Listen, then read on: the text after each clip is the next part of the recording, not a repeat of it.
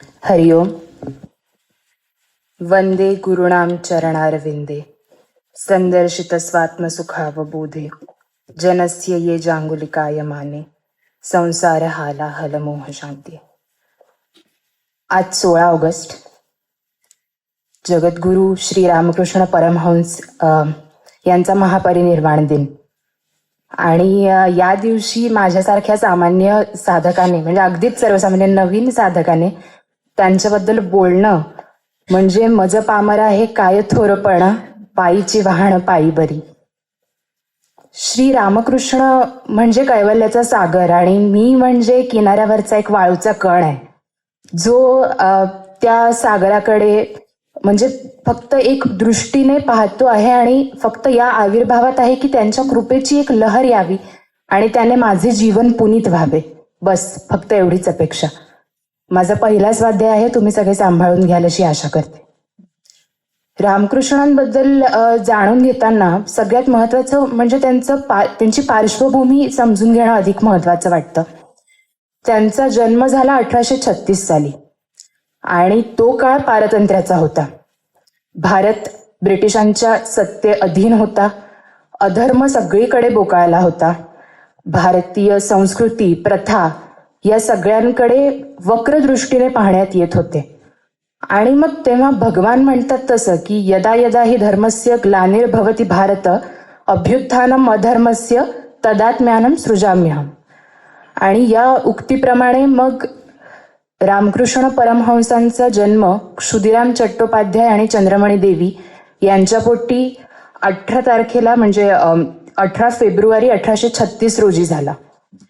आणि त्यांचा जन्म म्हणजे अधर्माची छाया वाढत असताना सनातन धर्माची ज्योत पुन्हा प्रज्वलित करण्यासाठी आणि सगुण उपासनेतून ईश्वराची प्रत्यक्ष अनुभूती करून देण्यासाठी परमात्म्याने घेतलेला अवतारच. श्री रामकृष्णांचा जन्म म्हणजे खरं तर त्याच्या मागे पण एक खूप सुंदर कहाणी आहे की त्यांचे वडील म्हणजे ते तेव्हा 60 वर्षाचे होते आणि ते गया येथे गेले होते आणि त्यांना तेव्हा अनुभूती आली ज्याच्यामध्ये म्हणजे भगवान विष्णूंनीच त्यांना असं दर्शन देऊन सांगितलं की पुत्र रूपाने तुझ्या घरी यायचं आहे. आणि त्या समान कालावधीतच म्हणजे त्याच वेळी चंद्रमणी देवींनाही कामारपुकूर या गावी त्यांच्या घरी शिवमंदिर होतं जवळ आणि तिथे त्यांना असं जाणीव झाली की एक दिव्य ज्योत आपल्या अंतरंगात प्रविष्ट होतीये आणि अशा रीतीने त्यांचा जन्म झाला. सुरुवातीला म्हणजे त्यांच्या लहानपणीच वर्ष साधारण 6 तेव्हाचे 1-2 प्रसंग आहेत, अत्यंत सुंदर प्रसंग आहेत, ते नक्की नमूद करावेसे वाटतात.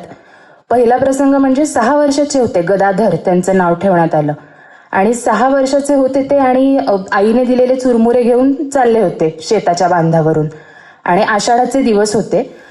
काळे कुट्ट मेघ आणि त्या पार्श्वभूमीवर उडणारे शुभ्र बगळे असं ते दृश्य होतं आणि त्या नयन रम्य दृश्य ते बघून त्यांची भावसमाधी लागली. मुरमुरे इतस्ततः विखुरले, मूर्छा येऊन ते खाली पडले आणि मग गावकऱ्यांची लगबग झाली की त्यांना भानावर येऊन म्हणजे त्यांना भानावर आणून परत घरी सोडण्यात आलं. वयवर्ष केवळ 6 आणि त्यांना आलेली ही पहिली भावसमाधी. असंच दुसरा प्रसंग आहे शिवलीला जेव्हा त्यांच्या गावात होती तेव्हाचा, की जो शिवलीला करणारा मुलगा होता तो नेमका आजारी पडला आणि मग सगळ्यांनी गदाधरला पाचारण केलं की आता तू आमचा शिवशंकर, शिवालाच शिवरूप साकारण्याची दिलेली गावकऱ्यांनी संधी असं म्हणूया. कोणीतरी त्यांना मृगाजीन चढवत होतं, कोणीतरी त्यांना भस्म लावत होतं आणि ह्या सगळ्या तयारीमध्ये त्यांची पुन्हा समाधी लागली. व्यासपीठावर ते गेले आणि ते ध्यानमग्नच होते.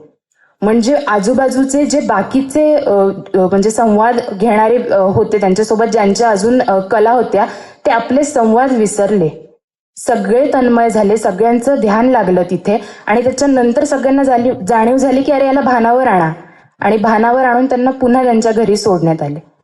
हे असे 2 भावपूर्ण प्रसंग केवळ वयाच्या 6व्या आणि 7व्या वर्षी.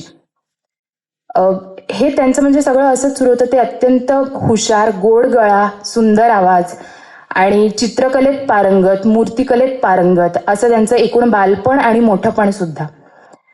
वयाच्या 7व्या वर्षी त्यांच्या वडिलांना देवाज्ञा झाली आणि या घटनेचा त्यांच्या मनावर अत्यंत खोल परिणाम झाला. ते अंतर्मुख झाले, ते विचारमग्न झाले आणि आयुष्याच्या क्षणभंगुरतेची त्यांना जाणीव झाली.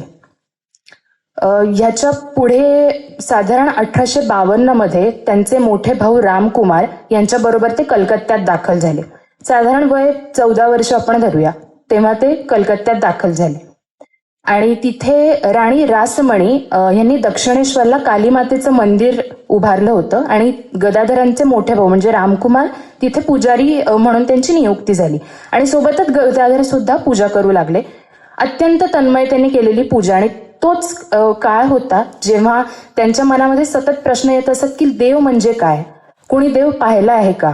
आणि या प्रश्नांची उत्तरं शोधताना ते तन्मयतेने पूजा करत कालीमातेची. आणि त्यांच्या भावाने हे पाहिलं आणि त्यांच्या भावाला जाणवलं की जरा अभ्यासापासून याचं काही जमत नाहीये, आपण थोडी याची शाळा घेऊ. असं म्हणून भावानी एक दिवस समोर बसवलं आणि ते म्हणाले की गदाधर, तू पूजा वगैरे करतोयस ते सगळं खरं आहे, पण शिक्षण सध्याच्या काळात, तो पण पारतंत्र्याचा काळ होता, त्याच्यामुळे द्रव्य मिळवणं हे सुद्धा तितकंच गरजेचं आहे. त्याच्यावर फक्त 14 वर्षांच्या रामकृष्णांनी इतकं परखडपणे भाष्य केलं. त्यांनी सांगितलं, दादा, ही भाजी भाकरी मिळवण्याची विद्या काय मला शिकायची नाही. ज्या विद्येने अंतःकरणात परमतत्वाचा उदय होतो ती विद्या मला शिकायची. आणि हे उत्तर ऐकून गदाधरांचे भाऊ म्हणजे चाटच पडले की एवढा 14 वर्षाचा मुलगा आणि तो समोर येऊन मला सांगतोय की ही विद्या काही मला शिकायची नाही. त्याच्या मागे म्हणजे गदाधरांचं अनुभव होता की जेव्हा ते कलकत्त्यात आले तेव्हा त्यांनी पाहिलं की हे तलम वस्त्र धारण केलेले, व्याकरण शुद्ध बोलणारे कलकत्त्याचे सगळे लोक मनाने तितकेच शुद्ध आहेत का. आणि जी विद्या मनावरची मायापटल दूर करत नाही त्या विद्येवर इतके पैसे खर्च करणे योग्य आहे का. आणि ह्याची त्यांनी स्वतःला दिलेली उत्तरच त्यांनी त्यांच्या भावाला दिली. आणि मग ह्याच्यामुळे त्याच्यानंतर मग त्यांचे बंधू त्यांच्याशी अगदी त्यांनी कधीच पुन्हा हा विषय काढला नाही, कारण त्यांना जाणीव झाली होती की हा माझा भाऊ आहे पण कोणीतरी विशेष आहे, विशेष व्यक्तिमत्व आहे. पुढे जवळपास 1856 साली त्यांच्या भावांना सुद्धा देवाज्ञा झाली आणि मग मात्र रामकृष्ण परमहंस अजूनच अंतर्मुख झाले. कालीमातेच्या पूजेमध्ये तीव्रता वाढू लागली. साश्रुनयनांनी पूजा होऊ लागली. एक फूल व्हायला सुद्धा ते तास घेत असत. इतकी तन्मयता, इतकी एकाग्रता. म्हणजे फुलांचा हार करून ओवायला सुद्धा म्हणजे पहाटेचे 3-4 तास कसे निघून जात कळत नसे. पाहणाऱ्याला वाटत असे की खरंच तिथे चिन्मयी मूर्ती उभी आहे की काय, जगदंबेची साक्षात, जी त्यांना दिसतच होती, पण पाहणाऱ्याला ते अचंब वाटायचा त्या गोष्टीचा. आणि अशी हळूहळू व्याकुळता मग त्यांची शिगेला पोहोचली. आणि मग जसं वर्णन आहे की ते अक्षरशः म्हणजे रडत असत की आई, तू मला दर्शन का देत नाहीस, मला धन नको, संपत्ती नको, काहीच नको, फक्त मला तुझ्या दर्शनाची आस आहे. आणि असं म्हणून ते तिच्या चरणांवरती त्यांच्या अश्रूंचा सतत अभिषेकच सुरू होता. आणि ही व्याकुळता जेव्हा शिगेला पोहोचली तेव्हा त्यांनी असं म्हणलं होतं की म्हणजे असं वर्णन आहे की ओल्या वस्त्राप्रमाणे माझं हृदय पिळवटून निघतंय आणि आता एकही क्षण मी तुझ्याशिवाय राहू शकत नाही, तुझ्या दर्शनाशिवाय मी राहू शकत नाही. आणि तू या क्षणी दर्शन दिलं नाहीस तर माझं जीवन व्यर्थ आहे आणि मी ते संपवतो. म्हणून त्यांनी तिथली तलवार घेतली आणि स्वतःचा ते शिरच्छेद करणार इतक्यात जगन्मातेने त्यांना दर्शन दिलं. चारी बाजूंनी चैतन्य सागराच्या लहरी, ज्याच्यात ते डुंबत आहेत असा त्यांचा भाव. मूर्छा येऊन, ग्लानी येऊन, म्हणजे अर्थातच योग भावनेत ते मूर्छा येऊन पडले आणि उठले तेव्हा तोंडात फक्त एकच शब्द होता, आई, काली. ही भावना म्हणजे रामकृष्ण परमहंस म्हणजे एक शब्द सांगायचं झालं तर फक्त व्याकुळता. व्याकुळतेने, आर्त भावनेने त्या परमतत्वाला अशी हाक मारली की त्या परमतत्वाला स्वतःहून प्रकट होण्याशिवाय दुसरा पर्यायच उरला नाही. याच्यानंतर त्यांची साधना अशीच अजून गडद होत गेली आणि कालीमातेच्या कृपेनेच आपण असं म्हणूयात की त्यांनी अनेक पंथांमधून त्याच एका परमतत्वाचा उद्देश घेतला आणि तिथपर्यंत ते पोचले. म्हणजे भैरवी ब्राह्मणींच्या त्यांना तंत्रदीक्षा दिली, त्यातून त्यांनी तंत्र मार्गाने सुद्धा तत्वाला प्राप्त करून घेतलं. मधुर भाव साधना असेल, हनुमंताची दास्य भाव साधना असेल किंवा रामलल्लाची वात्सल्य साधना असेल, या सगळ्या मार्गातून त्यांनी परमतत्वाला म्हणजे ते परमतत्वाला पोचले. आणि त्याच्यासोबत सांगण्याचं म्हणजे अजून एक मुद्दा असा की त्यांनी इस्लाम आणि ख्रिस्त ह्या धर्मांमधून सुद्धा तत्वाला पोचलेत. तो काळ आपण सगळ्यांनी लक्षात घेतला तर विज्ञाननिष्ठता वाढत होती आणि त्या काळामध्ये ह्या सर्व मार्गांनी आपण त्याच एका तत्वाला पोचतोय याचं दर्शन त्यांनी आपल्याला करून दिलं. म्हणजे सगळे म्हणत होते प्रूफ दाखवा. म्हणजे एक आपलं असतं की विज्ञानातनं प्रयोग करून तुम्ही म्हणजे सिद्ध करा की हे होत आहे, आणि ते त्यांनी करून दाखवलं. म्हणजे इतकी मोठी उपलब्धी म्हणण्यापेक्षा इतकं मोठं भाग्य त्या काळातल्या लोकांचं की त्यांना हे आमने सामने अनुभवायला मिळालं की या सगळ्या मार्गातनं ते एकच तत्व आहे हे रामकृष्ण परमहंस सांगतायत. आणि हे सांगताना त्यांनी खूप म्हणजे एक सुंदर दाखला दिलाय की म्हणजे कल्पना करा, एक मोठा तलाव आहे, त्याला वेगळे वेगळे घाट आहेत. तिथून कोणीतरी हिंदू जल भरतोय, कोणीतरी ख्रिश्चन वॉटर भरतोय आणि कोणीतरी मुसलमान तिथून पाणी भरतोय. थोडक्यात काय, तत्व तेच, फक्त त्याचा घेण्याचा प्रकार वेगळा. यतो मत ततो पथ या वाक्याची साक्षात अनुभूती. आणि असंच एकदा रामकृष्णांकडे एक जण आला होता आणि त्यांनी विचारलं की तुम्हाला देव दिसतो पण मला का दिसत नाही, मला देव कसा दिसणार.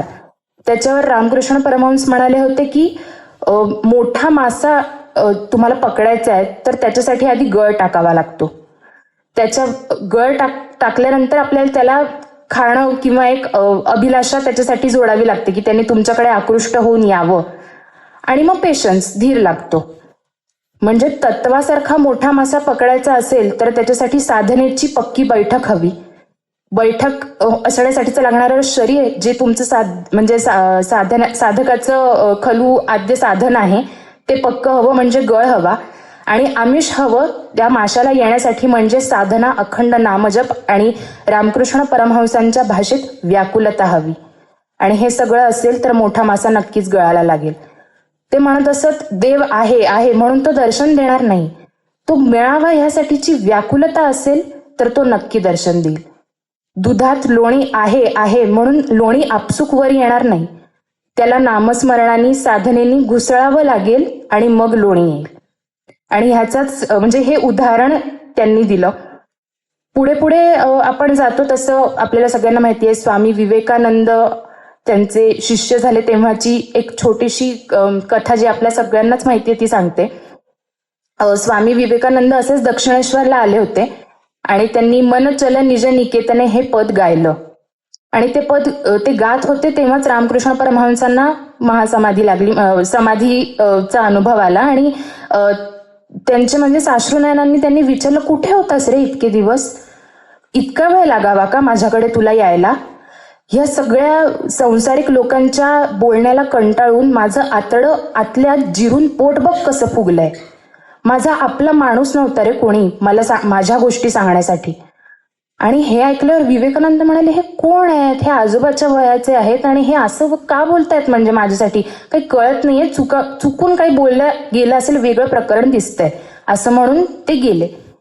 आणि त्यानंतर ते परत जेव्हा आले तेव्हा आपल्या सगळ्यांना माहितीये की त्यांनी त्यांच्या पदस्पर्शाने त्यांच्या हृदयाला स्पर्श केला आणि सगळी पृथ्वी फिरतीये आणि आपण एक होतोय असा अनुभव विवेकानंदांना आला. आणि तेव्हा ते म्हणाले थांबा हे काय करताय, मला आई बाबा येतो घरी. आणि असं म्हटल्यावर मडकं जरा कच्चं आहे म्हणून रामकृष्ण परमहंस म्हणाले की परत ये, परत भेटू आपण. पण अंतःकरणात करुणा तीच होती. अंतःकरणात विवेकानंदांचा धावा तोच होता की नरेंद्र ये रे, तुझ्याशिवाय माझं हृदय पिळवटून निघतंय आता. आणि ह्याच भावात पुढे विवेकानंद आपल्याला माहितीये येत गेले आणि ते त्यांचे गुरु शिष्य संबंधातलं सगळ्यात आद्य उदाहरण आपण म्हणजे ह्या काळातलं दिलं तर स्वामी रामकृष्ण परमहंस आणि विवेकानंद. पुढे जेव्हा अजून एक गोष्ट सांगायची म्हणजे ह्या साधनेत आता सगळ्या मार्गांनीच त्यांनी तत्वाला प्राप्त करून घेतलं होतं. त्याच्यामुळे त्यांच्या मनात एक ओढ निर्माण झाली होती की मला जे मिळालंय ते मला इतरांना द्यायचंय.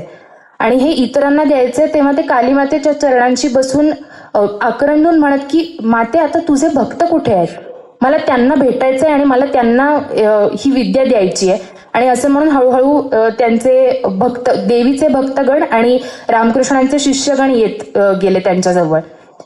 आणि हे सगळं म्हणजे होत असताना ह्या सगळ्याचं फळ म्हणजे त्यांनी शारदा मातेंची केलेली षोडशी रात्रीला केलेली पूजा.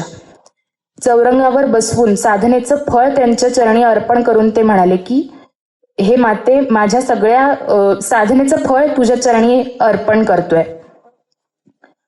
आता जवळपास 1885चा काळ होता आणि स्वामीजींची प्रकृती खालावत चालली होती. त्यांना घशाचा त्रास झाला होता आणि डॉक्टरांनी शुद्ध भाषेत सांगितलं होतं की म्हणजे समाधी अवस्थेला जाऊ नका. उलट आहे खरं तर. आपण प्रार्थना करत असतो देवा ती अवस्था एकदा तरी अनुभवायला येईल की नाही या जन्मी, आणि डॉक्टर सांगतात की तुम्ही जरा समाधी अवस्थेला जाऊ नका आणि बोलू नका तुमच्या घशाची काळजी घ्यायची असेल तर. पण तेव्हा त्यांचा शिष्यांच्या बाबतीत करुण भाव इतका होता की ते म्हणायचे की आता हा बघ ना केवढ्या दुरून आलाय मला भेटायला, ह्याला असं न बोलता कसं पाठवू मी, बरं दिसतं म्हणजे बरं दिसेल का ते, चांगलं दिसतंय का ते. म्हणून त्यांनी त्या अवस्थेतही शिष्यांप्रतीची काळजी कधीच सोडली नाही. आणि हळूहळू म्हणजे आजार बळावतच गेला आणि भरपूर जणांना वाटायचं की काही संसर्गजन्य आजार आहे की काय, हा कर्करोग झाला होता त्यांना. तेव्हा एका ग्लासमध्ये त्यांच्या घशाला जखम झाली होती, तिथून येणारा रक्त आणि पू ठेवलं होतं. आणि ही सगळी म्हणजे हा जो विचार आहे की हा संसर्गजन्य रोग आहे का, तो पुसून काढण्यासाठी विवेकानंदांनी सगळ्यांच्या समोर एका घोटामध्ये तो ग्लास संपवला. म्हणजे माझे गुरु आणि मी एकच आहोत आणि ही मध्ये येणारी जी तुम्हाला वाटणारी घाण आहे हे घाण नसून हे पवित्र तीर्थच आहे, अशा स्वरूपात म्हणजे विवेकानंदांची ती कृती होती. 15 ऑगस्ट पासून स्वामी म्हणजे 15 ऑगस्ट 1886 पासून त्यांची प्रकृती अधिकच खालावली. ते झोपून होते, त्यांना म्हणजे काही अन्न पदार्थ जात नव्हते, प्रकृती अत्यंत क्षीण झाली होती.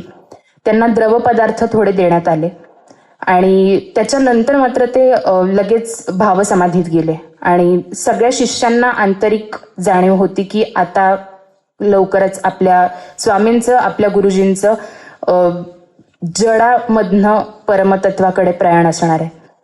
जेव्हा म्हणजे कल्पना करा, हे सगळे शिष्य जे त्यांच्या आजूबाजूला फिरत होते, ज्यांनी त्यांच्याकडनं परमतत्वाच्या अनुभूतीची दीक्षा घेतली होती, हे सगळे त्यांच्या आजूबाजूला बसले आहेत, ते पाहतायत.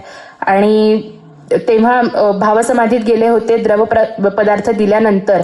आणि त्याच्यानंतर साधारण रात्रीच्या सुमारास म्हणजे 15 ऑगस्टची रात्र म्हणूया आपण, तेव्हा त्यांना परत जाग आली आणि खूप भूक लागली होती. त्यांना परत पेज देण्यात आली आणि तेव्हा ते म्हणाले की काही काळजी करू नका, मी आहे अजून. शिष्यांना तेवढीच एक आशेची किरण असं म्हणूया. आणि त्याच्या आधी नरेंद्रांसोबत ते जेव्हा एकदा भेटले होते तेव्हा त्यांनी त्यांच्या लीलेने आपल्यातलं सगळं अंतर्ज्ञान नरेंद्रांना दिलं होतं, विवेकानंदांना दिलं होतं आणि म्हणाले होते की या मुलांचा आता तू सांभाळ कर, माझ्याकडे जे काही होतं ते मी तुला दिलं, आता मी फकीर झालो.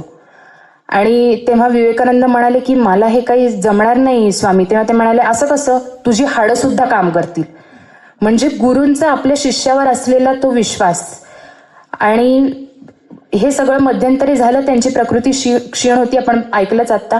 आणि या क्षीण प्रकृतीत परत म्हणजे 15 ऑगस्टची रात्र किंवा 16 ऑगस्ट पहाटे 1:02 ते परत जागृतावस्थेत आले. काली काली काली, 3दा काली नावाचं स्मरण. ज्या सगुण रूपाची त्यांनी निस्सीम भक्ती केली, ज्या सगुण रूपातून त्यांना निर्गुणाचा दरवाजा दिसला, त्या काली मातेची परमभक्ती केली, तिचंच नाव अखेरच्या क्षणाला आलं. त्याच्यानंतर त्यांच्या अंगावर रोमांच उभे राहिले, दृष्टी नासिकाग्री स्थिर झाली, मुखावर एक मंद स्मित उमटलं आणि रामकृष्ण परमहंस कैवल्याच्या प्रवासाला परत निघाले.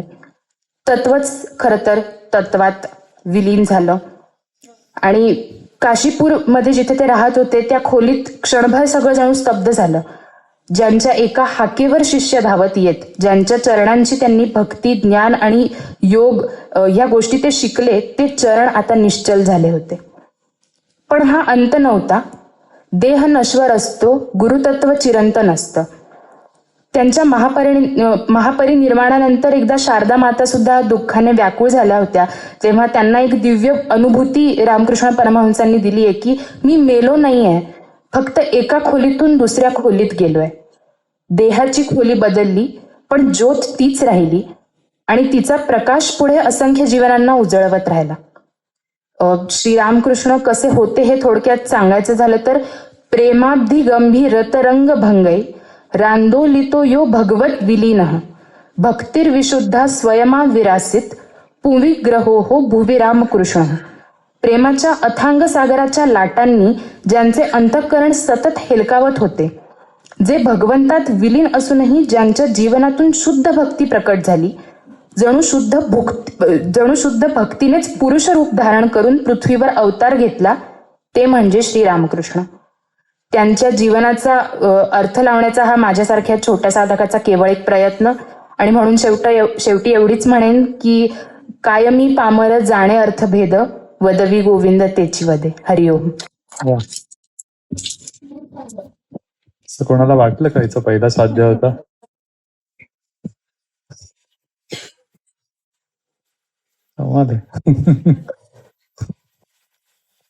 नाहीतरी स्पर्धा परीक्षेचा अभ्यास करते गेले 2-3 वर्ष नोकरी सांभाळून, आणि एवढं करूनही शिवाय तिला विशेष ओढ आहे साधना करण्याची.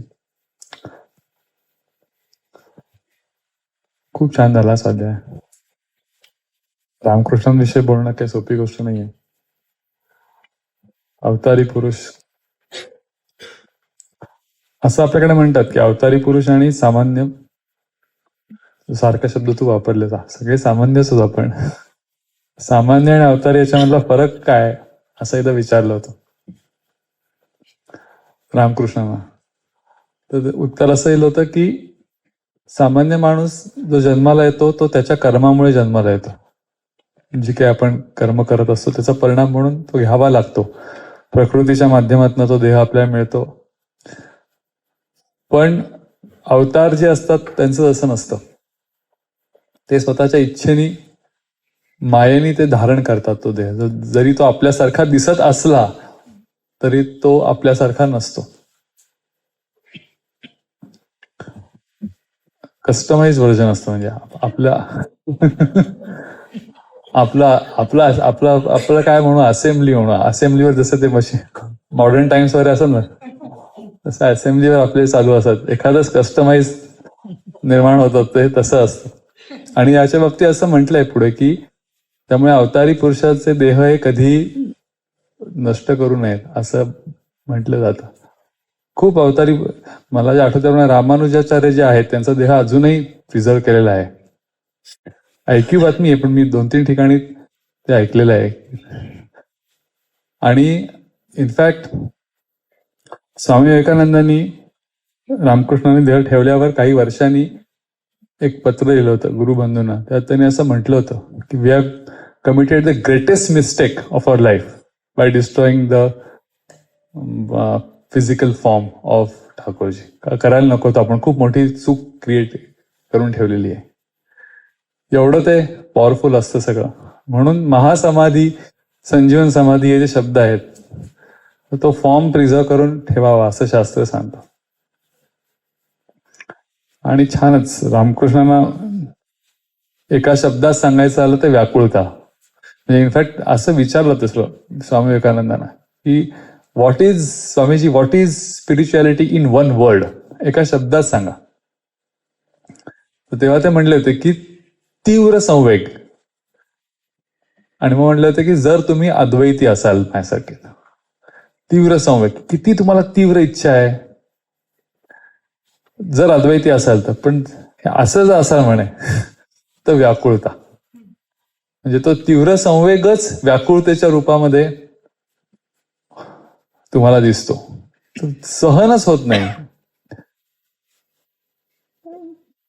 भगवंतापासून वेगळं राहणं सहन होत नाही, त्यालाच ते व्याकुळता असं म्हणतात. रामकृष्ण नेहमी जे म्हणायचे की डोळ्यातनं सतत पाणी येत असेल त्याच्यापेक्षा दुसरं काही करायची गरज नाही. कारण तो जो पापण्यांवरनं वाहणारा पाण्याचा पडदा आहे त्याच्या पलीकडे तर भगवंत आहे असं म्हणायचं. तो फक्त पडदा दूर झाला की भगवंताचं दर्शन. तर अशी व्याकुळता इतक्या ठिकाणी त्याचं दर्शन होतं त्या चरित्रामध्ये. त्यामुळे ते विलक्षणच आहे चरित्र. त्यांच्या पुण्यतिथी निमित्त मैत्रिणी आपल्याला चांगलं त्यांचं परत एकदा स्मरण रूपी दर्शन घडवलं. त्यानंतर योगेश्वरी अरविंद औरंगाबाद परिवार स्वाध्याय झाला. स्वाध्याय नाही तर मनोबल.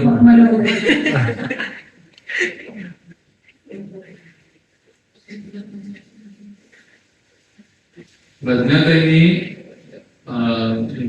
फ्युचर म्हणजे गेली अनेक वर्ष थोडं व्हॉल्यूम कुठे बघ.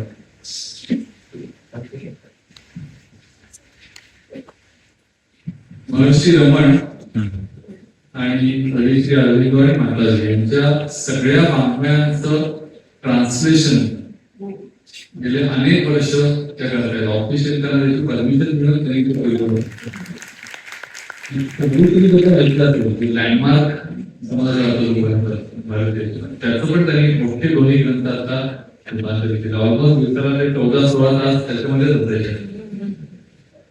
आणि स्वामीजी असताना 2015 साली रमण गीतेचं प्रकाशन स्वामीजींच्या हस्ते व्हावं अशी त्यांची इच्छा होती. त्या प्रकारे ते झालं. गीता मंडळाचा कार्यक्रम झाला आणि रमण गीता आणि अजून 2 ग्रंथ नावं पुस्तक होती.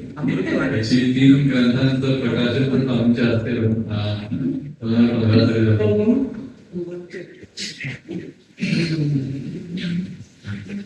सगळ्या गुरु परंपरेला नमस्कार.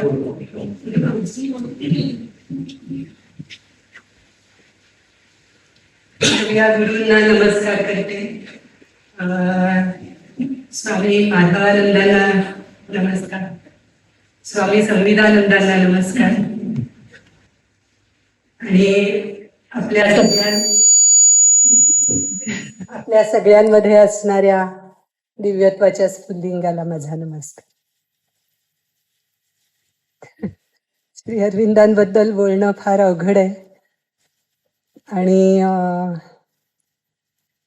त्यांच्याबद्दल बोलायचं म्हणून मी आपल्यापैकी 5-6 जणांना विचारलं की एकच प्रश्न सांगा की काय बोलायला हवंय तुम्हाला.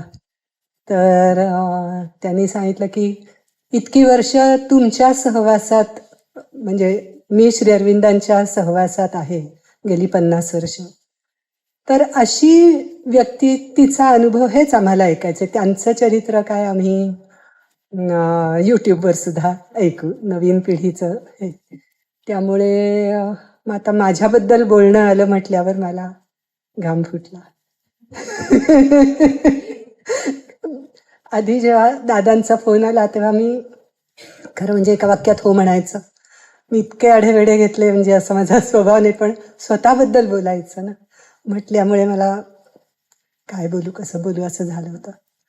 मग नंतर एके दिवशी असा विचार करत होते की स्वतःबद्दल बोलायचा संकोच वाटतो, ह्याच्यात पण एक प्रकारचा माझा इगो आहे असं माझ्या लक्षात आलं. निगर्वी असणं म्हणजे इगो वेगळा, पण समोरचा आणि आपल्यात एक अंतर आहे म्हणजे पण एक इगो झाला. तर त्यामुळे जेव्हा मिहीर हट्टाला पेटला की नाही तुमचेच अनुभव, तेव्हा म्हटलं अरे हे अंतर कमी करायला मिहीरनी मला मदत केली, त्याच्याबद्दल मिहीरला थँक्यू. त्यामुळे आता मला प्राप्त आहे की मी काय अनुभवलं हे सांगावं. सगळ्यांना म्हणजे ओळख तर अशीच करून दिली दादाने की श्री अरविंदांची सावित्रीचा भावानुवाद करणारी व्यक्ती. तर पहिल्यांदा मला आधी हे सांगायची इच्छा आहे की आजचा जो दिवस विशेष आहे त्याच्यात आपल्याला योगायोग वाटतो, पण तसा योगायोग नाही आहे. हे सगळे एकमेकांशी जोडलेले आहेत. रामकृष्ण परमहंस यांनी जे सगुणाच्या दृष्टीने सगळ्यातली एकात्मता दाखवली, त्यालाच जगात विस्तार विवेकानंदांनी केला आणि त्यांचं पुढचं कार्य श्री अरविंदांनी केलं. आणि ह्याचं प्रत्यक्ष साक्ष म्हणजे अशी की तुरुंगात त्यांना जो 15 दिवस आवाज ऐकू येत होता तो यासाठी होता की त्यांना तुरुंगातल्या त्या 1 महिन्यात, म्हणजे हे माहिती आहे ना, ते क्रांतिकारक म्हणून असताना तुरुंगात 1 वर्ष होते, तर त्या 1 महिन्यात त्यांना असं वेद जसे ऋषींना स्फुरले तसे त्यांना मंत्र स्फुरले 7. म्हणजे त्या 7 मंत्रांमध्ये एक एक शब्द होता. 7 चोक 28, सप्तचतुष्टय म्हणतात, असे 28 शब्द स्फुरले. आणि हा माझा जो पुढे मला जो योग करायचा आहे त्याचा हा पाया आहे असं त्यांच्या लक्षात आलं. आणि मग त्याचं जे विस्तृत कार्यक्षेत्र असेल त्या कार्यक्षेत्रामध्ये त्यांना काही ठिकाणी अडचणी येत होत्या. त्या अडचणींचा निचरा करण्यासाठी श्री विवेकानंदांनी त्यांना मदत केली. 15 दिवस ते पुढच्या कार्यक्षेत्रामध्ये कसं करावं यासाठी होतं. आणि मग ती झाल्यावर ते आवाज थांबला. त्यानंतर त्यांना खूप तळमळ लागली की मी एवढा मोठा क्रांतिकार्य केलेलं आहे. कारण आपल्याला माहीत असेल की जसं दक्षिणेमध्ये लोकमान्य टिळक आणि उत्तरेमध्ये श्री अरविंद या दोघांनी मिळून ते क्रांतिकार्य पेलून धरलेलं होतं. आणि आता या क्रांतिकार्याचं मी इथं आल्यावर काय होणार याची त्यांना भयंकर मोठी काळजी लागली. त्यावेळेस त्यांना असा साक्षात्कार झाला की तू कशाला काळजी करतोयस, मी सगळीकडे आहे, वासुदेवम सर्वमिती. आणि मग त्यांना जेलरमध्ये आसपासच्या खुनी या सगळ्यांमध्ये वासुदेव दिसायला लागला. आणि त्यांच्या लक्षात आलं की स्वातंत्र्य तर मिळणारच आहे आणि मला पुढे जो योग करायचा आहे तो देशासाठी तर आहेच, पण मानववंशासाठी करायचा आहे. आणि त्याचं कार्य करायला आता मी सुरुवात करायची. आणि याचसाठी तो मधला काळ जो होता आहे यांनी खडबडून जागं व्हावं आणि इकडून इकडे जावं, याचसाठी त्यांना हा 1 वर्षाचा तुरुंगवास होता हे लक्षात आलं त्यांच्या. तर हे मी सांगत होते परंपरेच्या दृष्टीने की त्यामुळे रामकृष्ण, विवेकानंद आणि श्री अरविंद हे असे जोडलेले आहेत. दुसरं असं की स्वामी स्वरूपानंद यांना स्वामी विद्यानंदांनी विचारलं होतं की इथून पुढे काय. तर तेव्हा त्यांनी सांगितलं होतं की इथून पुढे श्री अरविंदांचा योग, कारण श्री अरविंदांचा योग हा भविष्यासाठी आहे. त्यामुळे आता पुढची पायरी जो आहे तो भविष्यासंबंधी उत्क्रांती संबंधी आहे. श्री अरविंदांचा योग हा चेतनेची उत्क्रांती या संबंधी आहे. तर त्यामुळे आता तिकडे पण बघायला सुरुवात करायची हळूहळू असं त्यांनी स्वामी विद्यानंदांना सांगितलं. तर त्यामुळे स्वामी स्वरूपानंदांचेच आता हे आपला वंशच म्हणते आहे. तर अशा तऱ्हेने हे सगळे जोडले गेलेले आहेत. आणि म्हणून 15 ऑगस्ट हा त्या तिघांचा एक दिवस आहे. आणि याच दिवशी भारताला स्वातंत्र्य प्राप्त झालं. हा तर श्री अरविंद म्हणतात हा योगायोग नाही आहे, हे मला दिलेलं बक्षीस आहे. तर ते एक. आणि अजून या दिवसाचं एक महत्त्व असं सांगू इच्छिते की आपण सगळी श्री अरविंदांची खूप मोठमोठे ग्रंथ त्यांनी लिहिले असं ऐकतो. ते प्रमुख 6 ग्रंथ त्यांनी काय केलं, 1914 साली ज्या वेळेला माताजी श्री अरविंदांना भेटायला आल्या, माताजी म्हणजे मीरा अल्फासा फ्रान्समधून आल्या होत्या त्या आणि त्यांचे पती, त्यावेळेला त्यांच्यात चर्चा झाली की आपण आता काहीतरी लिखाण केलं पाहिजे. आणि म्हणून मग त्यांनी अंक काढायचं ठरवलं आर्य नावाचा. आणि श्री अरविंदांनी त्यांचे 6 प्रमुख ग्रंथ एकाच वेळी सुरू केले आणि ते त्रैमासिक होतं. पहिल्या 6 ग्रंथांचं पहिलं प्रकरण पहिल्या अंकात, पुढचं प्रकरण पुढच्या अंकात, म्हणजे जे एक एक ग्रंथ वाचायला आपलं आयुष्य जातं, आपल्याला अवघड पडतात, ते 6 ग्रंथ त्यांनी एकाच वेळी सुरू केलेले होते. आणि त्याची पूर्ण त्यांच्या डोक्यात काय लिहायचं ही कल्पना होती. त्याच्यात सावित्री नव्हतं. सावित्री त्यांनी पुढे 16 साली लिहिलं. आणि माताजींचं विशेष हे सांगू इच्छिते याच ठिकाणी की लोकांना वाटतं ह्या नंतर आल्या, फ्रान्समधून आल्या, त्यांनी यांना समर्पण केलं. माताजींनी. तर त्या त्यांच्या शिष्या आहेत का, काय योगा सहयोगी आहेत का, असं प्रश्न पडतो. तर खरं म्हणजे त्यांनी एकमेकांना ओळखलेलं होतं. ते एकाच वेळेस 2 अवतार पृथ्वीवर असण्याचं भाग्य 50 सालच्या अगोदरच्या लोकांनी दोघांना एकत्र बघण्याचं भाग्य त्यांना मिळालेलं आहे. आणि आपल्याला अर्थातच त्यांचं पुढचं कार्य आणि त्यांचं वाचन हे सगळं आपल्याला मिळालेलं आहे. त्यामुळे माताजी आणि श्री अरविंद हे चेतनेमध्ये एकच होते. बाहेरचं कार्य वेगळं असेल, परंतु 100% चेतना एकच. आता मी असं म्हणल्यावरती कदाचित प्रश्न पडेल की चेतनेमध्ये एक म्हणजे काय. तर मी परवाच उदाहरण देते की आपण गुरुपौर्णिमेला जमलो होतो. त्यावेळेला स्वामीजींचा व्हिडिओ लावला होता आणि त्याच्यात त्यांनी एक उदाहरण दिलं होतं की त्यांच्या गुरूंबद्दल ते सांगत होते आणि ते गुरु, त्यांचे गुरु आणि त्यांचे गुरु या दोघांनी कसे एकच शब्द सांगितले, एकच उदाहरण सांगितलं, कारण त्यांचं चैतन्य एक आहे, त्यामुळे ते तसं घडलं. किंवा आपल्या स्वामींबद्दलही सांगितलं तरी हरकत नाही की स्वामी माधवानंद मला 10 वर्षापूर्वी म्हणाले होते तू येत जा, आणि मला काही वेळ नव्हता आणि मी माझ्या कामात होते, त्यामुळे मी काही आले नाही. आणि मग नंतर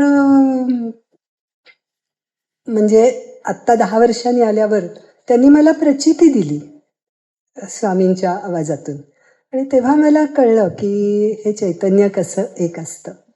तर त्यावरनं म्हणजे मी जरी श्री अरविंद म्हणलं तरी मदर श्री अरविंद किंवा माताजी आणि श्री अरविंद असंच आहे असं लक्षात घेऊ.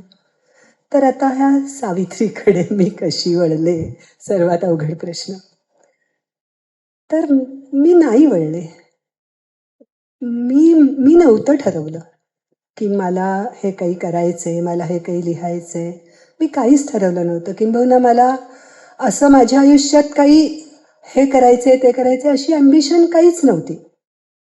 म्हणजे जरी मेरिट स्टुडंट होते मी, स्कॉलरशिपवर शिकले सगळ्या नॅशनल मेरिट, पण तरीही मला अमकं तमकं व्हायचंय असं काही नव्हतं. पण प्रसंग असा घडला की 2 प्रसंग सांगण्याची मला गरज आहे, जे यापूर्वी मी शक्यतो कुणाला सांगितले नाहीत. पण आपण एकत्र ध्यान करतो आणि आपण एक आपल्यामध्ये बंध निर्माण झालंय, त्या ध्यानामुळे एक परिवार पण आहे. त्यामुळे मला असं वाटतं आणि उत्सुकता आणि सगळ्यांचं कुतूहल आहे तर हरकत नाही सांगायला. थोडीशी चुणूक मी सांगितली होती.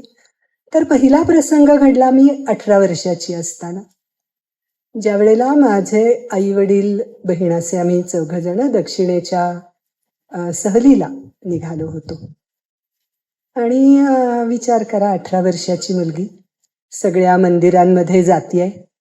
दर मंदिरात ते पुजारी दर्शन घेऊ देत नाहीयेत, डोकं दाणकन नारळ फोडल्यासारखं आपटतायत. खूप त्रास झाला. आणि वडील अगदी भक्तिभावाने सगळं त्यांनी योजना केलेली होती. आणि हे काय चाललंय मला कळेना. असं करत करत सर्वात शेवटी आम्ही पॉंडिचेरीला पोचलो. तिथं समाधी, त्यावेळेला मदर होत्या, 72 सालची गोष्ट आहे, समाधी होती. आणि तिथे परत वडिलांनी मला वडील सांगायचे नमस्कार कर असं. तर तिथे पण त्यांनी सांगितलं, पण ती एक जागा होती जिथे मी नाही ऐकलं. कारण मला असं लक्षात आलं की माझ्या मनात भाव नसेल तर उपचार म्हणून इथे नमस्कार करण्यात काही अर्थ नाही. मी आपली गुपचूप, पडला नाही की बोलले नाही, अशी गुपचूप भिंतीपाशी उभी राहिले, बराच काळ उभी राहिले, बघत होते. आणि माझ्या लक्षात आलं की हे खूप चैतन्यपूर्ण ठिकाण आहे आणि खूप जागृत ठिकाण आहे, एवढंच माझ्या लक्षात. आणि इथे खूप भाव महत्वाचा आहे, पण नमस्कार नाही केला. मग आम्हाला 1 तास ध्यान करायला मिळालं श्री अरविंदांच्या खोलीत. तिथे काय झालं, असं श्री अरविंदांचं पलंग आहे, असं एक सोफा आहे आणि पलंगाच्या शेजारी त्याच सोफ्यावर बसलेल्या श्री अरविंदांचा फोटो. एक 18 वर्षाची त्रस्त झालेली मुलगी त्या फोटो समोर बसली आहे ध्यानामध्ये. आणि त्यांच्याशी मी संवाद सुरू केला, जोरात संवाद. हे काय चाललंय, काय ह्याला काय अर्थ आहे, असं सगळं अशा अर्थाचा संवाद होता. ज्याच्यात मी त्यांना म्हटलं की मी खूप वाचन केलं आत्तापर्यंत. म्हणजे मी लहानपणी खूप वाचलं होतं. आमच्या घरी जमिनीपासून छतापर्यंत एक पूर्ण भिंतभर पुस्तकं होती आणि आम्ही सगळं जे मनात येईल ते वाचायचो. दासबोध असो, काय वाटेल ते, गीता पाठ केली ती, सगळं बरंचसं केलं होतं. पण मी श्री अरविंदांना मुख्य वाक्य असं, मी श्री अरविंदांना म्हणलं की इतकं संघर्षमय जीवन असतं आमचं, ते वाचन केलंय, पण मला असं त्यावेळेला येतं का डोक्यात की हां, तुकाराम महाराजांनी हे सांगितलंय म्हणून मी असं वागलं पाहिजे, रामदासांनी हे सांगितलंय म्हणून मी असं वागलं पाहिजे, असं नाही येत. कारण आम्हाला जे आत मुरलेलं असतं ना, तेच आमचं बाहेर येतं, ते आमच्या वागण्यातून येतं. त्यामुळे वचनं नकोत मला आयुष्य जगायचे. आणि तुम्ही जर खरे असाल तर तुम्ही माझ्या आतमध्ये याल असं मी त्यांना सांगितलं. आणि खूप ते झगडा झाला. परंतु सांगण्याचा मुद्दा हा आहे की असं मी बोलले आणि पुढेचं वाक्य हे होतं की मी तुमचं काहीही वाचणार नाही, पण तुम्ही मला मार्गदर्शन करायचे माझ्या आत येऊन, असं म्हणले. आणि मी हा प्रसंग पूर्ण विसरून गेले. किती? 20 वर्ष विसरलेली आहे. म्हणजे प्रसंग विसरले. आणि श्री अरविंदांनी त्यांचं इतकं पाळलं तथास्तु त्या वेळचं की मला त्यानंतर त्यांचा योग असा आहे की ॲक्सिलरेशन आहे भयंकर जोरात. त्यामुळे मी म्हणले मला जीवन जगायचंय. एवढे प्रसंग, संकट, धबधबे नुसते असे येत कोसळत राहिले. आणि त्या प्रत्येक प्रसंगी मला आतून मार्गदर्शन मिळालं. कळत नव्हतं हे कोण देतंय, कुठून येते मार्गदर्शन, हे काही कळत नव्हतं. पण मी कधीच डगमगले नाही. म्हणजे अवतीभोवतीची माणसं रागवायची माझ्यावर की एवढं आहे आणि तू कुणाला प्रश्न विचारायला जात नाहीस, कोणाचं मार्गदर्शन घ्यायला जात नाहीस, असं कशी आहेस तू. म्हणायचे थांबा जरा, मला विचार करू दे. म्हणजे थोडक्यात मी आत जायची, साक्ष घ्यायची. आतमध्ये होकायंत्र होतं, त्या होकायंत्राची साक्ष घ्यायची आणि मला जे योग्य वाटेल ते मी ठामपणे करत होते.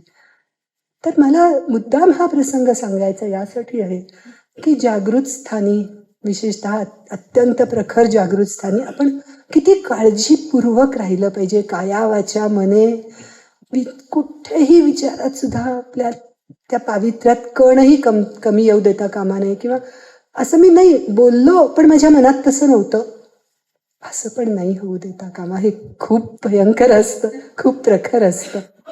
20 वर्ष अशी गेली. आणि त्याच्यानंतर एके दिवशी, म्हणजे 92 साली, म्हणजे मी जवळजवळ 38 वर्षाची झाले, मला ते एवढंसं ब्लेसिंग पॅकेट कोणीतरी दिलं, पण नाही, नुसतं दाखवलं. अक्षरशः एवढंसं असतं ते. आणि त्याच्यावरती श्री अरविंदांचा फोटो होता. आणि तो फोटो बघितला, खडकन असा जाड पडदा असा दूर व्हावा असं मला एकदम तो प्रसंग आठवला.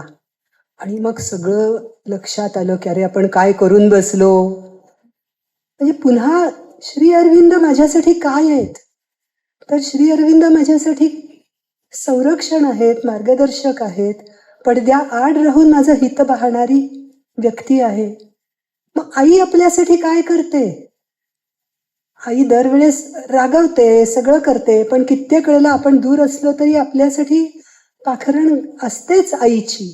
त्यामुळे सर्वस्व आहेत श्री अरविंद माझ्यासाठी, दुसरं मी काहीच म्हणू शकत नाही. मला ह्याच्यावरनं महेश काळे यांची एक मुलाखत मी माझा कट्टावर बघत होते. खोदून त्यांना विचारत होते की तुमच्या गुरूंबद्दल सांगा, तुमच्या गुरूंबद्दल सांगा. ते म्हणत होते मी काय सांगू, ते सगळं सर्वस्व आहेत माझं, उठता बसता, खाता पिता, श्वास घेता, सगळं मला त्यांनीच शिकवलं. तेव्हा मला सारखी माझ्या स्वतःची आठवण येत होती की मी असंच म्हणते, उलट त्यांचे तरी गुरु होते प्रत्यक्ष, मला हेही माहीत नव्हतं की हे कोण करतंय आपल्यासाठी. म्हणजे एकदा तर मी खूप आजारी पडले होते आणि माझ्या घरात आईकडनं शारदा मातांचं, त्या रामकृष्ण परमहंसांचं सगळं पूजा अर्चा करणारे लोक होते आणि त्याचं मला ब्लेसिंग्स मिळत होते, ही खूप आजारी आहे म्हणून. पण माझ्या आईने ओळखलं होतं की हे सगळं असलं ना तरी असं वाटतंय की कुठून तरी दक्षिणेकडून वारे येत आहेत, पण आपल्याला कळत नाहीये. म्हणजे आम्हाला फक्त नाव कळत नव्हतं, पण आम्हाला त्यांचं कृपा आणि मार्गदर्शन मिळत होतं. असं करण्यात 20 वर्ष लोटली आणि हा प्रसंग घडला. मग त्याच्या नंतर मला चैन नाही, मला आता भेट घ्यायची यांची, असं झालं. आणि तरी या पलीकडे काहीच कळत नव्हतं. पुन्हा श्री अरविंदांनी एक खरं म्हणजे अद्भुत घटना घडवली. माझे मिस्टर आणि 2 मुली असे आम्ही दिल्लीला गेलो होतो. म्हणजे त्यांचं ऑफिसचं काम होतं. ते म्हणले चल आपण दिल्ली दर्शन करू. गेस्ट हाऊसमध्ये उतरलो आम्ही. आणि तिथे उतरल्यानंतर ते गेस्ट हाऊस ज्या रस्त्यावर होतं त्याचं नाव होतं श्री अरविंद मार्ग. तर माझ्या मनात सारखं यायला लागलं काहीतरी विशेष घडणार आहे, काहीतरी विशेष घडणार आहे. आणि या पलीकडे आपण सांगूही शकत नाही ना घरच्यांना की काय मला काय वाटतंय, मला काय ओढ आहे कसली, काहीच नाही. तर घटना अशी घडली की यांचं ऑफिसचं काम झालं आणि मग नंतर आम्ही दुसऱ्या दिवशी हिंडणार होतो. पण या मुली आवरायलाच तयार नाहीत लवकर, खेळत बसले सगळे. आणि मग मी म्हणलं की आता बरं, मी तशी एवढी धीट नव्हते, पण मी म्हणलं की ठीक आहे, तुम्ही आता खेळत बसा, मी एक मॉर्निंग वॉक घेऊन येते. म्हणून कारण त्या श्री अरविंद मार्ग हे ओढ घेत होतं मला. मी बाहेर पडले आणि मी म्हटलं माझी काळजी करू नका, मी सरळ जाईन, चौक लागला की परत येईन, म्हणजे मी काही चुकणार नाही. आणि गंमत म्हणजे आमचं गेस्ट हाऊस आणि श्री अरविंद आश्रम याच्यामध्ये फक्त एकच भिंत होती. मी गेस्ट हाऊसमधून बाहेर पडले, तडक निघाले तर आश्रमाची दारातून आत गेले. एक दार उघडं दिसलं, म्हणजे अशी ओढल्यासारखी गेले आतमध्ये. आणि तिथं तर कोणीच नव्हतं. एवढ्या पहाटे कोण असणार, मी म्हटलं इथे तर कोणीच नाही. आणि कुणी नाही म्हणताना क्षणात समोर एक माणूस दिसला. मला खूप आश्चर्य वाटलं, हा नव्हता कुठून आला. बरं, मला खरोखर अक्कल नव्हती, मी कधी ध्यान केलेलं नाही, कधी कुठल्या आश्रमात असं गेलेली नाही, मला काही माहिती नव्हतं आश्रम म्हणजे काय. पण मनात आलं की श्री अरविंद आश्रम दिलंय तर तिथं काहीतरी ध्यान मंदिर असेल. म्हणून मी त्या माणसाला विचारलं इथे ध्यान मंदिर कुठं आहे. तर त्यांनी अशी खूण केली. मी आत गेले, बसले. समोर माताजींचा फोटो होता, श्री अरविंदांचा नव्हताच. पाटी श्री अरविंद, मला काही माहीत नव्हतं. पण हे पण मनात आलं नाही की ह्या कोण. मी सरळ बसले आणि ध्यान करायला लागले. ध्यान ते आयुष्यात केलेलं पहिलं ध्यान केलं. काय झालं मला माहीत नाही, छातीत असं गर गर गर गर भुईचक्र फिरतं ना, तसं काहीतरी व्हायला लागलं. थोड्या वेळाने शांत झालं. मी उठले. तिथं ही एवढी मोठी हुंडी होती आणि त्याच्यावर ऑफरिंग असे शब्द लिहिलेले होते. आणि मी म्हणलं की मी सर्वस्वी तुमचीच आहे. हे हातात थोडेसे पैसे आपले फिरायला जातो म्हणून नेले, हे देणं म्हणजे काय योग्य आहे का? मी तुम्हाला काही देणं, मी मला स्वतःलाच देते तुम्हाला, असं मी म्हणून आले. म्हणजे मला कळलं नाही हे मी काय केलं. आणि मी निघाले. निघाल्यानंतर मी अति वाचणारी होते, त्यामुळे मी म्हणलं की आता यांचं काहीतरी वाचलं पाहिजे नाही का. मग तिथं कुठं बुकशॉप दिसतंय का शोधलं, तर काही नाही दिसलं. पुन्हा तोच माणूस अचानक उद्भवला आणि काउंटर दिसलं एक, आणि त्याच्या मागे तो माणूस उभा होता. मी अशी, म्हणजे हे पण अंतर जास्ती आहे, एवढ्या कमी अंतरावर होते त्या व्यक्तीच्या. आणि मी त्यांना म्हणलं की मला काही म्हणजे काही माहिती नाही आहे. बरं, मला हेही कळलं नव्हतं मी हिंदी का इंग्लिश काहीतरी बोलले, कारण आपण मराठी प्रांतात नाही, एवढंच मला भान होतं, मला काही आठवत नव्हतं. तर म्हटलं मला काहीतरी प्राथमिक पुस्तक द्या, मला काहीच माहिती नाही आहे, मला यांच्याबद्दल काहीतरी माहिती असणारं पुस्तक द्या.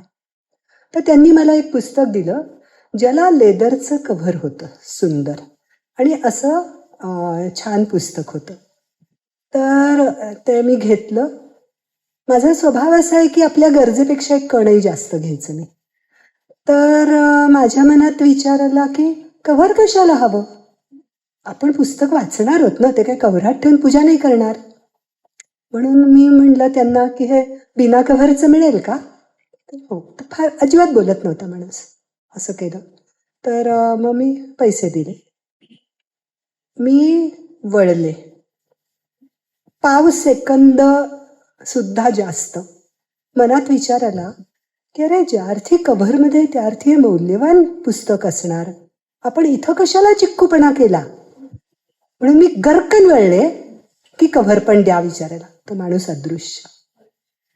अंतर्धान. मी खूप शोधलं सगळीकडे, कुठेही नाही. म्हणजे चालण्याच्या अंतरात नाहीच, मी याहून कमी अंतरावर होते. ते काय अजब होतं. आणि ते पुस्तक होतं सावित्री. आणि त्यावेळेस मला तेही कळलं नाही. त्याच्यातूनही नंतर पुढे बराच काळ गेला. पण एक वेड आकर्षण म्हणतात तसं आकर्षण निर्माण झालं. मी ते वाचायला लागले. अक्षरही कळलं नाही. हा अनेकांचा अनुभव आहे की सावित्री अक्षरही कळत नाही. पण असं म्हणताना सुद्धा सावित्री किती फॅसिनेटिंग आहे. तर मी 1-2 ओळी लिहून आणल्या आहेत त्यातल्या. अतिशय. हे बघा. All can be done if the god touch is there.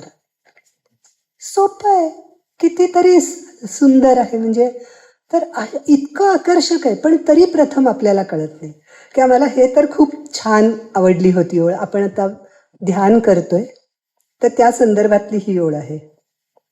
In moments when the inner lamps are lit, in moments when the inner lamps are lit and the life's cherished guests are left outside, and life's cherished guests are left outside, our spirit sits alone and speaks to its gulfs. एवढ्या सुंदर ओळी आहेत, इतकी सुंदर. आणि इथं बघायला गेलं तर खूप सोपी भाषा आहे. पण होतं कसं, आपण अशा ओळी वाचतो. ते आहे 24,000 ओळींचं काव्य.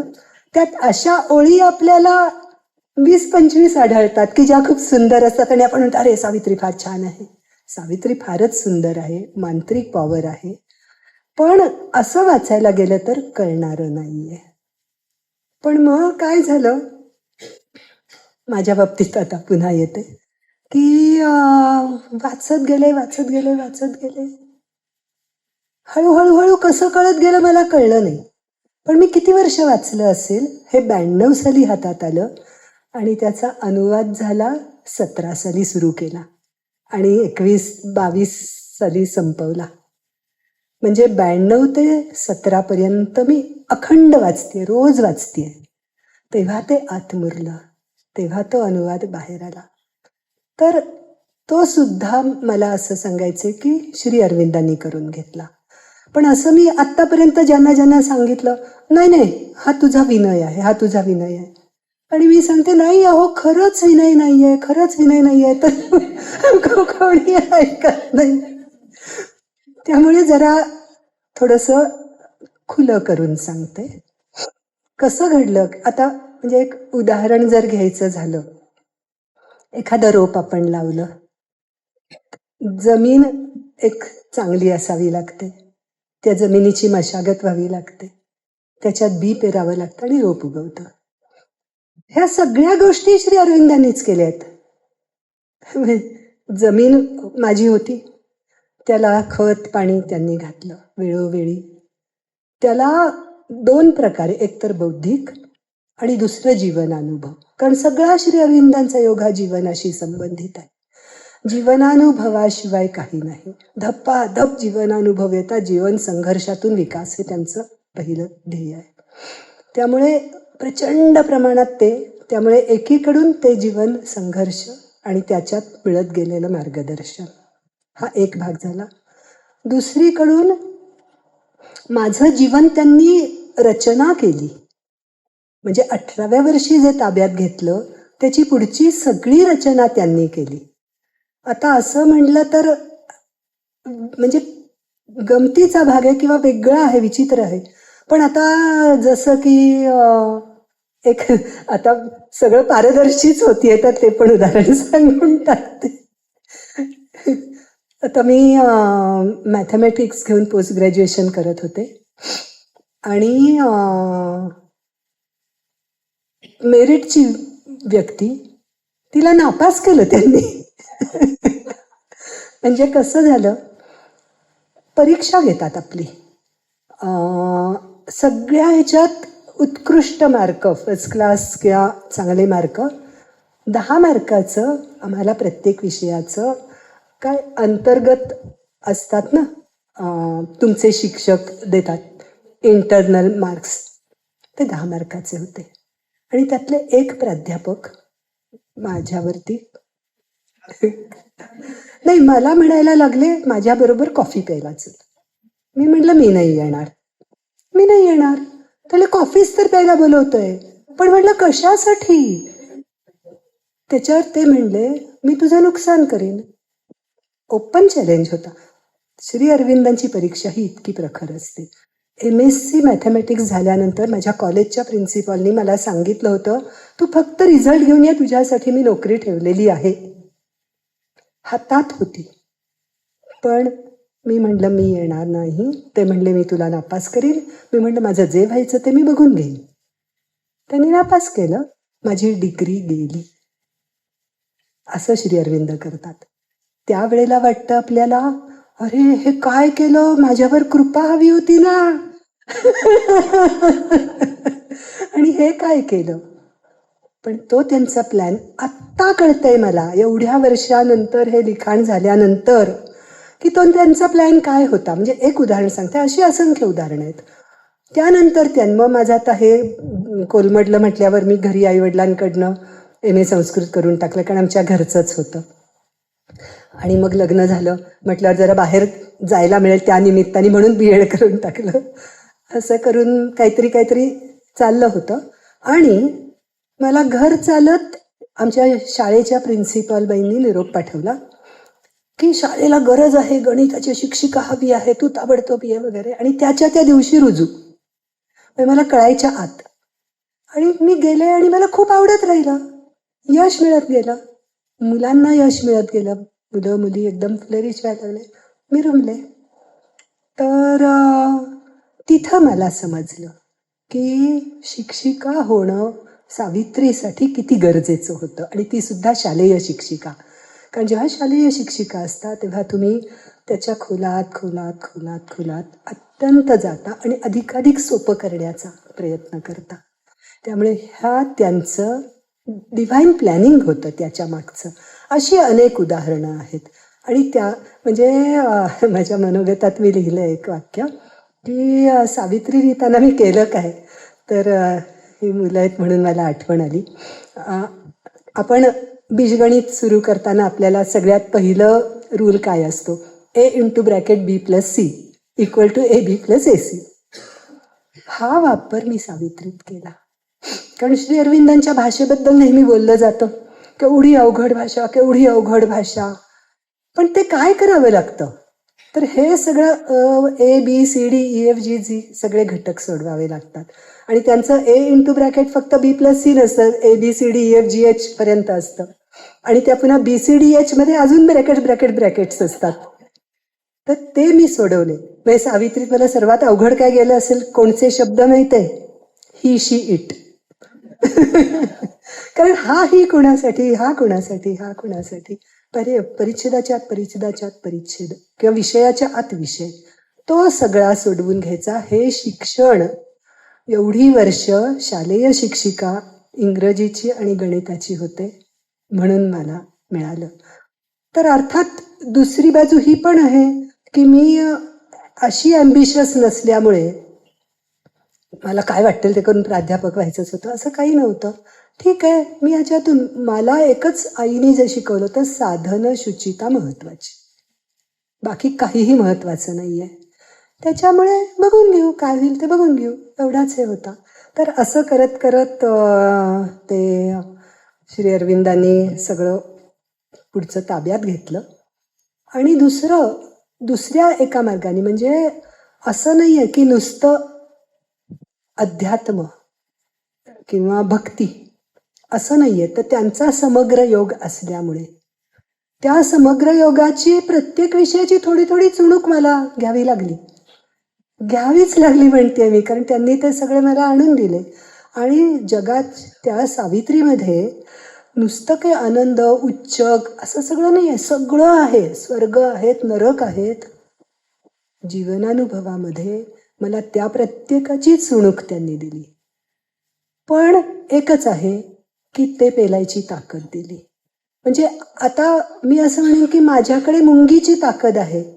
मला मुंगीचे अनुभव त्यांनी दिले आणि त्या मुंगीच्या अनुभवाला बाहेर पाडलं त्यांनी. हे मी कशावर म्हणते की आपण जेवढं आपल्याजवळ कुवत असते तेवढेच आपल्याला प्रसंग दिले जातात. आता मोदीजी एवढं भारताला सांभाळते, त्यांची ताकद मोठी, त्यांचं हे मोठं प्रसंग तेच असतात, आध्यात्मिक बळ तेच असतं, पण ते त्यांचं खूप प्रचंड असतं.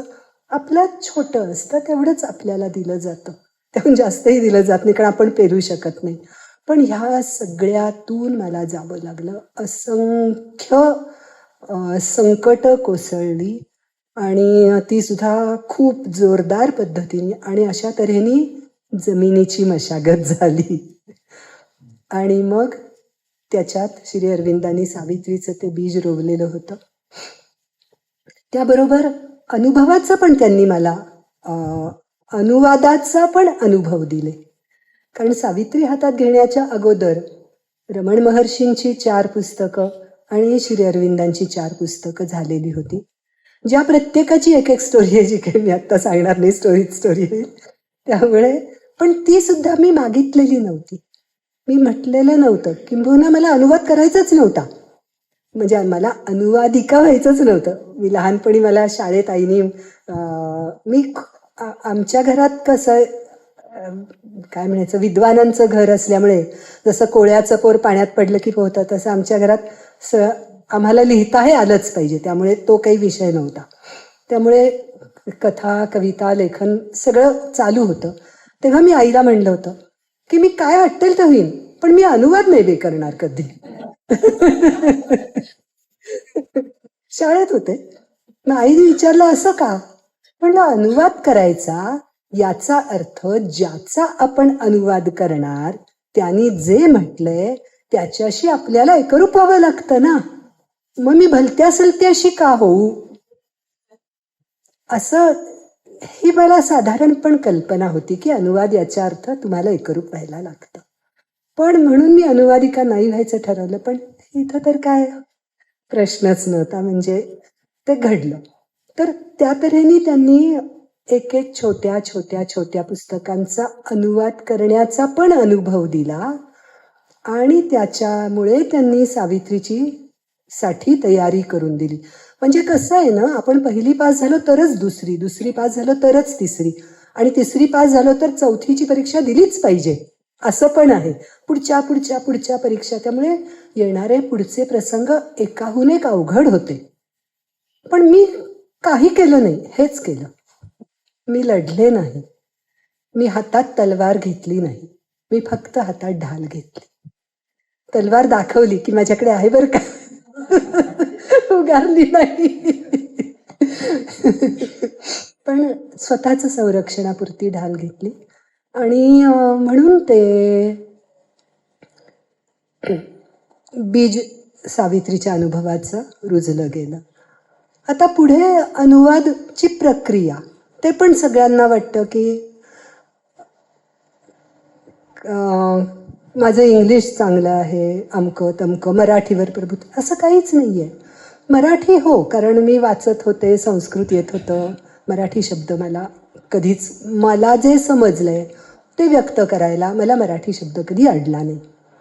पण इंग्लिश मी गरजेपुरतं केलं, शाळेत गरजेपुरतं झालं, आणि मग पुढे जे वाचन केलं तेवढंच. इंग्रजीवर प्रभुत्व वगैरे असं काही नाही. जे समजलं ते लिहिलं. पण ते समजल्यानंतरची जी प्रक्रिया आहे ती बीज उगवण्याची प्रक्रिया ती कोण करतं? शेतकरी मशागत करतो, बी घालतो, रोप कोण उगवतं? तो ईश्वरच आहे ना, तोच उगवतो. त्यामुळे जे केलं, जे लिहिलं ते श्री अरविंदांनीच लिहिलंय. मी खरोखर काही लिहिलं नाही, मी लिहूच शकत नाही. किंबहुना मला आज वाचताना मला समजत नाही इंग्रजी, अनेक वेळा मला अडतं. मग मी आता काय करते, म्हणजे आता मला आनंद वाटतो म्हणून मी माझंच मराठी वाचते, मग इंग्रजी वाचते, मग मला समजतं.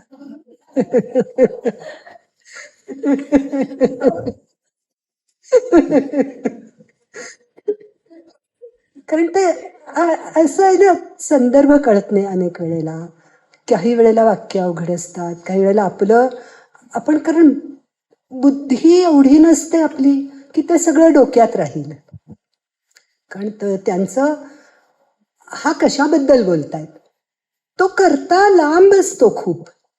त्यामुळे मग आपल्याला तो लक्षात घेण्यासाठी आणि एवढं होऊ शकत नाही. म्हणून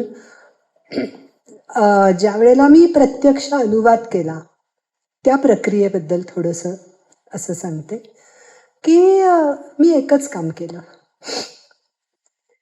शून्य. मला माझ्या डोक्यात काहीही नाही, डोकं पूर्ण रिकामं केलं. म्हणजे मग काय होतं, इकडून त्यांचं इंग्रजी वाचलं की इकडून मराठी ते आपल्याला नेमके शब्द सांगतात आणि ते मग आपले शब्द नसतात. मला कोणाला तरी कळलं होतं की ही अनुवाद लिहिते, कोणी मला ही पुस्तक ते पुस्तक तो अनुवाद आणून दिला. मी सगळे उचलून माळ्यावर टाकले, कारण चुकूनही एकही शब्द आला आणि इम्प्रेशन त्याचं आपल्यावर बसलं तर मनात हा घेऊ का तो घेऊ शब्द, पण मी घ्यायचाच नाहीये ना, मग मी बघायचंच नाहीये. त्यामुळे मी सगळे माळ्यावर टाकले आणि जे येईल ते. आणि म्हणून ते जे लिहित सुटले ते मला थांबवताही आलं नाही. कारण जसं ते कसं, म्हणजे आपल्याला तो मिक्सर असतो ना, सिमेंट कॉन्क्रीट बनवणारा, इकडून चुनामाती खडी इकडून बाहेर, तसं होत होतं. तो यंत्र थांबायला तयार नाही, इकडून येते इकडून जाते, असं ते चालल्यामुळे मला मध्ये थांबताही येत नव्हतं. अहोरात्र आता आपण शिबिर केलं तसं अहोरात्र लिखाण चालू होतं. थकले की झोपायचे, मग एखादा शब्द अडलेला असेल तर रिकामी जागा सोडून द्यायची, झोपून जायचं, जाग यायची, बरोबर तेवढ्या शब्दाचा असं पॉपअप होऊन मी जागी व्हायचे आणि मग तो शब्द लिहिला की पुढे सुरू. असं ते अखंड यज्ञ चालू होता. अशा तऱ्हेने केल्यामुळे ते खरोखर मी केलं नाहीये याच्यात आता तरी विश्वास असेल सगळ्यात. तर श्री अरविंदांचं आता शेवटी मला थोडंसं श्री अरविंदांचं एक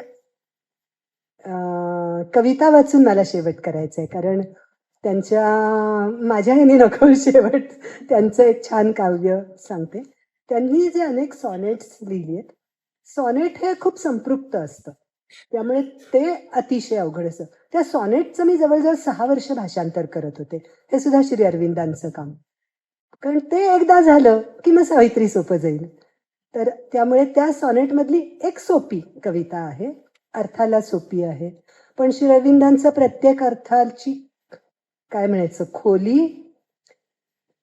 व्याप्ती आणि उंची सगळंच प्रचंड असतं. म्हणून ती भाषा अवघड जाते. कित्येक वेळेला शब्द सोपे असतात, पण ते 3 दिशा आपल्याला अवघड जातात म्हणून अवघड वाटते. पण त्यातली एक सुंदरशी सॉनेटचं म्हणून मी अनुवाद वाचतेय, इंग्रजी नाही वाचत आहे, कारण अर्थ एक कळावा आणि काय आहेत त्यांचं, आणि ते आपण हव्या त्या पातळीवर घेऊ शकतो. म्हणजे आत्ता आपण मेडिटेशनच्या पातळीवर घेऊ शकू किंवा अजून वेगवेगळ्या. तर कविता आहे सोनेरी प्रकाश. तुझ्या चैतन्याचा सोनेरी प्रकाश अलगद उतरला माझ्या मस्तकात. तुझ्या चैतन्याचा सोनेरी प्रकाश अलगद उतरला माझ्या मस्तकात, अन मनाच्या अंधाऱ्या पोकळ्या सूर्यानं स्पर्शिलेल्या झाल्या. अन मनाच्या अंधाऱ्या पोकळ्या सूर्यानं स्पर्शिलेल्या झाल्या. दिव्य प्रज्ञेच्या अगम्य स्तरासाठी तेजाकडून आलेलं प्रत्युत्तर तेजस्वी, एक प्रशांत प्रबोधन अन अंतस्थ ज्योतीचं उद्दीपन, एक प्रशांत प्रबोधन अन अंतस्थ ज्योतीचं उद्दीपन. तुझ्या चैतन्याचा सोनेरी प्रकाश अलगद उतरला माझ्या कंठात आणि माझ्या सगळ्याच उच्चारांची झाली दिव्य स्वरांशी जुळणी. माझी एक एक आलाप तान गाते तुझंच विजयगान. शब्दांनाही चढली धुंदी अमरत्वाच्या मधुर मदिरेची. तुझ्या चैतन्याचा सोनेरी प्रकाश ओसंडून आलाय माझ्या हृदयात.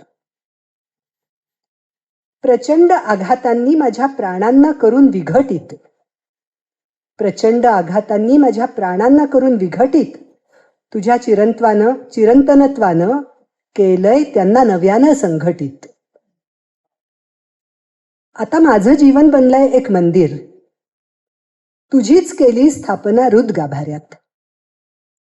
माझ्या हृदयाचे भावानुभाव नि उत्कटता यांचा एका तुझ्याच दिशेनं असतो आर्त निर्देश. आता तुझ्या चैतन्याचा सोनेरी प्रकाश अवतीर्ण झालाय माझ्या पावलात. तुझ्या चैतन्याचा सोनेरी प्रकाश अवतीर्ण झालाय माझ्या पावलात. माझी भूमी झाली आता तुझं क्रीडा क्षेत्र अधिष्ठान तुझं. माझी भूमी झाली आता तुझं क्रीडा क्षेत्र अधिष्ठान तुझं. नमस्कार.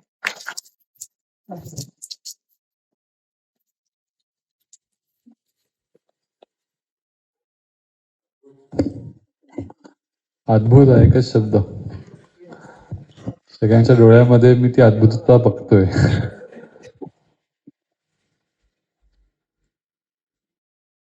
अनुभव आणि अनुभूतीपूर्ण शब्द जेव्हा असतात तेव्हा ते थांबूच नाही असं वाटतं. आणि प्रज्ञाताईंच्या स्वभावातली प्रांजलता, प्रामाणिकता, सरळपणा आणि एकंदरीतच त्यांची जी शोधित सत्वगुणी अशी प्रकृती आहे. जवळपास आता मी 20 वर्ष, 17-18 वर्ष तर नक्की झाली असेल त्यांना बघतोय, त्यांच्या कार्याला बघतोय. पण मलाही आज नव्याने प्रज्ञाताई कळल्या. कारण त्यांनी बऱ्याच गोष्टी आज पहिल्यांदाच उघड केल्या.